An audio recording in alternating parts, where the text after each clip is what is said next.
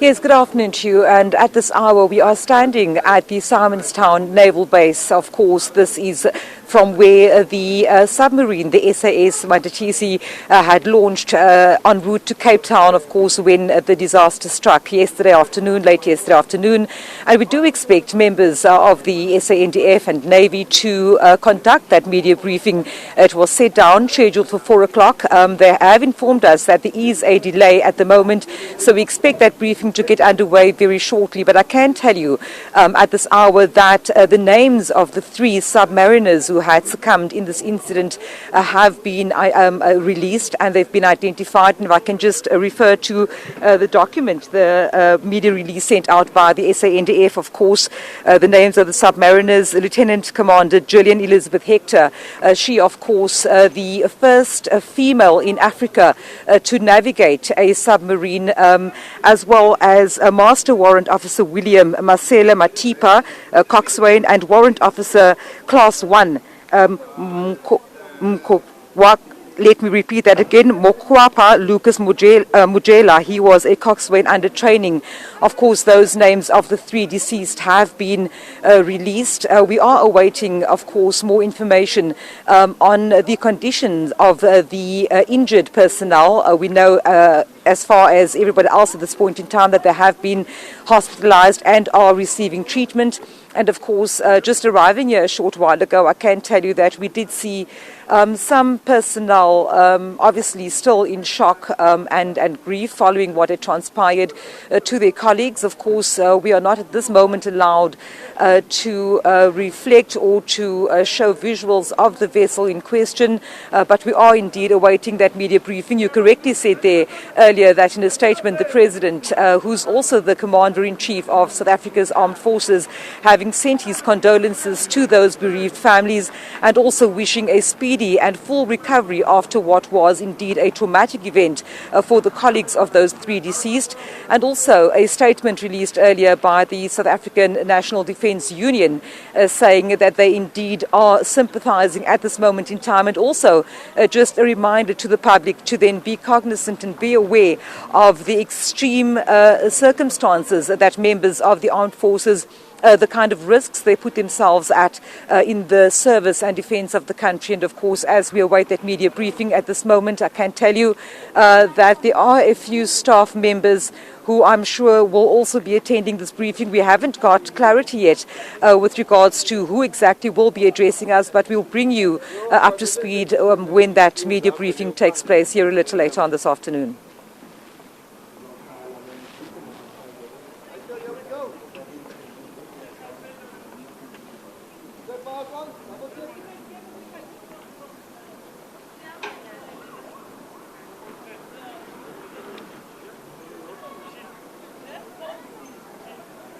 I beg your pardon, could you come again?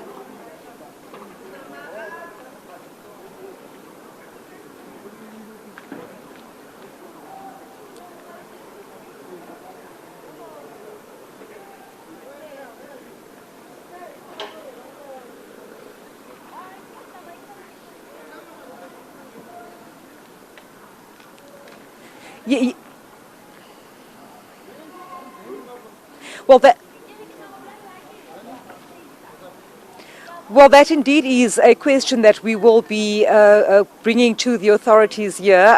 As I understand it, of course, a Lynx helicopter from the Air Force was, for lack of a better word, airdropping supplies to the vessel. That's what I understand. Very limited knowledge at this point of exactly what that means. We'll be dissecting that a little further on with those in the know.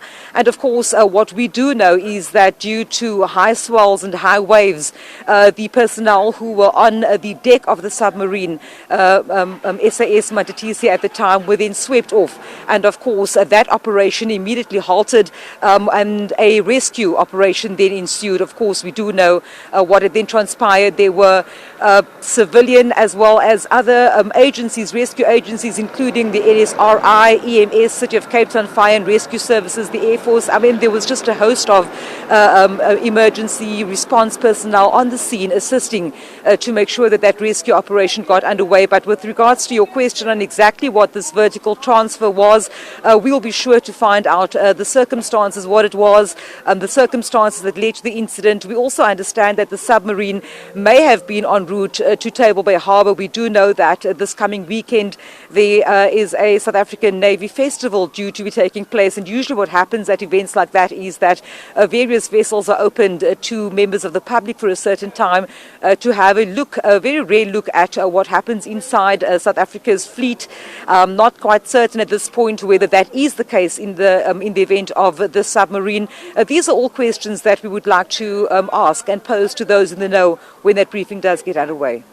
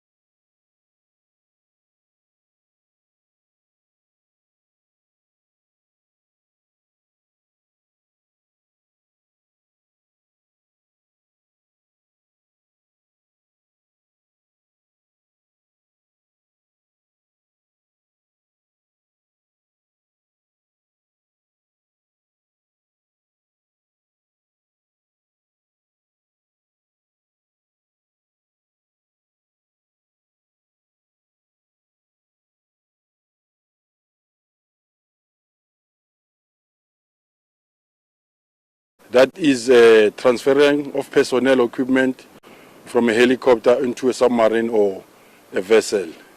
In this case, our submarine Manthatisi was exercising with the Air Force Lynx helicopter. They were going to transfer personnel from the helicopter into the submarine. However, unfortunately, an accident occurred during that evolution. The members of the submarine who were on the upper deck waiting to receive the personnel from the helicopter were swept off overboard by a wave. Then that's where the casualties started. Initially, 3 members were swept overboard, and the other crew members were trying to assist them, and they were also swept by a second wave. A surface swimmer from the helicopter, who's normally a safety number for such evolutions, was lowered into the water to assist with the rescue or recovery of the members who fell overboard. Members were recovered. They were brought back on board. However, the sea was turning to be rough, and the evolution or the rescue operation was becoming difficult. They managed to recover 3 of them back on board, and the others were recovered by a boat from NSRI. When these evolutions take place, security or safety is of utmost importance. All the safety measures were in place. All the members who were involved in the evolution were wearing life jackets and safety harnesses, which are safety measures when such incidents occur. Unfortunately, 3 of our members didn't make it. They passed on, and the other 4 members were evacuated to the various hospitals in the Cape. As we speak now, those members that were admitted in hospital, 3 have been discharged. 1 is still in the hospital, stable and recovering. He will be discharged tomorrow morning. The families of the ones who passed away have been informed, and we are interacting with them in terms of preparations and arrangements for the funerals. So that is what transpired in a nutshell yesterday. May we ask questions, sir? Yes, please. So we understand that among the 3 was the first female on the continent to navigate a submarine. Now, that's a big deal. We're not discounting any lives, but what does that mean to the South African Navy when we see a young woman that has achieved that much dying so tragically? Indeed, it is a huge loss for the South African Navy, the entire DOD, and the country as a whole. She was the first female to qualify in her position in the submarine. She was also on the verge of becoming the first female commanding officer, that is the captain of a submarine. It's a huge loss for the Navy. It took years of training for her to get here. She has 13 years experience in the Navy, 8 years of which she served on the submarine. Yes. Hi, sir. Marvin Charles from News 24. Can you tell us what happens now? What is the process going forward, unfolding? And can you also speak about what usually happens in a case where a Marine dies? Well, what's going to happen now? Firstly, the crew members are undergoing counseling, and those who are in hospital, they are recovering. We're going to give them time off, but the proper and necessary support will be given. And for those who passed on, we've got regulations and prescripts that we follow like any government department. But for now, in terms of the cause of the accident, an inquiry will be convened so that we can establish what happened now, because it's not the first time we're doing such an evolution. And I'm told, I don't want to speculate now, that all safety precautions were adhered to. So that is why then we convene a board of inquiry to establish what happened and to prevent future recurrence of what happened. I have another question, sir. Yes. There are questions being asked on whether it was wise to conduct an operation of that nature, given the weather forecast and given the rough sea conditions that we've been experiencing over the past in this precinct. Yes, once again, I do not want to speculate. However, the captain of the submarine would have made that call to make an assessment to check if the conditions are conducive or ideal for such an evolution to be conducted. We were all not there, so we're still waiting now for the people who were there who will give us first-hand information when we're conducting an investigation. So for now, we don't want to speculate. Has the vessel been damaged in any way? None so. There's no damage on the submarine. Lisa Lee from News 24. I'd like to know, is the Navy going to, the festival still going to be taking place this weekend? Unfortunately, we had to cancel. We're no longer participating in the Navy Mini Festival because of this tragic event. Hi, sorry. Victoria from Daily Maverick. I just have a question about the safety measures. You said all of them, you understand all of them to be in place. I just wondered if training exercises like this you would normally have medical services on standby, or if that's not really part of protocols. Yes, all training evolutions are conducted under controlled conditions. That is why on board, like I indicated earlier on board the helicopter that was going to transfer personnel to the submarine, there was a safety swimmer on board that helicopter. That is why now we have them so that when such incidents occur, they can come to the rescue. There are also some reports, I'm just trying to understand, with the members that were swept off board, we have read that the sector, for example, was recovered from the vessel itself. Can we just get clarity on that? Yes, the understanding or the report that we got is that because of the safety measures that we had, she was tied to a safety harness, which normally when you go outside on the upper deck of the submarine, it's a safety line that she was hooked on it. The safety net line didn't snap. So she was injured by banging against the hull of the submarine. That is why she was recovered on board the submarine and resuscitated inside the submarine, while other members were drifting who were picked up by NSRI. Is it safe to say then that those that had passed due to drowning? Ma'am, I wouldn't confirm that now. We're still waiting for the report from the pathologist, but possibly hypothermia, drowning, because they were also wearing life jackets, remember, when we're conducting these exercises. And the fact that they were recovered on the surface, it shows that they did not drown. Do we know how deep the vessel was? I'm speaking under correction, but it was not so far from the shore. But let me not say. Just a question regarding the compliance of the vessel. Was all the checks and balances right? Was it compliant in any way? When last was it out at sea? Yes, in terms of safety, no Navy vessel, submarine or surface vessel, will leave harbour without a crew that is worked up or trained. This vessel, the crew, the captain, they are all trained. All the safety precautions were taken and the vessel was certified to go to sea by our own certification entity, which we call Operational Sea Training.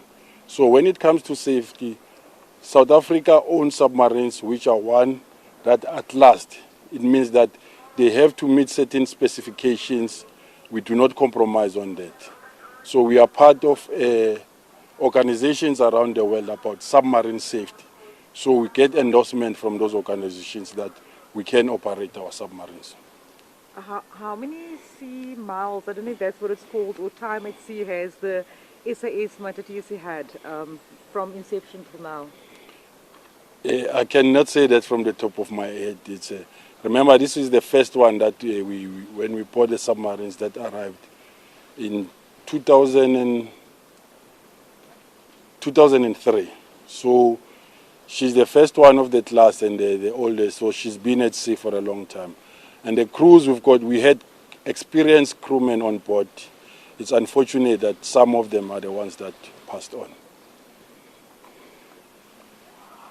In terms of Ms. Gillian being the only female South African able to charter this vessel, is she the only female that can? No, there's categories. There's officers and there's non-commissioned officers. Amongst the officers, she was the lady or the female who qualified now to navigate the submarine. We've got other female in their respective professions who are qualified submariners who are able to operate other functions on board a submarine. Yes. May I ask, sir, again, are there any plans for a memorial service at this stage from the Navy in terms of the members that you had lost? Yes, that is in the plan. We're first going to consult with the families to see if they agree that we do a combined memorial service, and then later we'll discuss funeral arrangements with the respective families. Just regarding the inquiry, when will it start and when can you perceive the report being available? At a convenient time. For now, we're still focusing on supporting the victims, those who were injured, the crew members, because this is traumatic, as you can understand. And then once we've settled that, the Chief of Navy will pronounce, but as soon as possible, a board of inquiry will be convened, and then we'll know what happened. Thank you very much, sir. Thank you very much. Can we just get your name and surname again? Leave now. Get your name and surname. Musa Nkomonde. I'm going to ask you, do you speak any other language, sir? Because we have all the different language bulletins. So if I can just ask for a summary, if you're comfortable. Zulu. Yes, I'm happy with isiZulu. Lukhanyo. Sotho, Pedi. No, you want me to talk? Tell me something. Are you going to be having something inside as well? Are you going to be guys addressing in the media, or is this it? No, that is it, because we couldn't get authority for a formal media approach. Okay. So that is why we did it in this fashion. Fantastic. Okay. So let us, Sorry, you want me to speak in Zulu?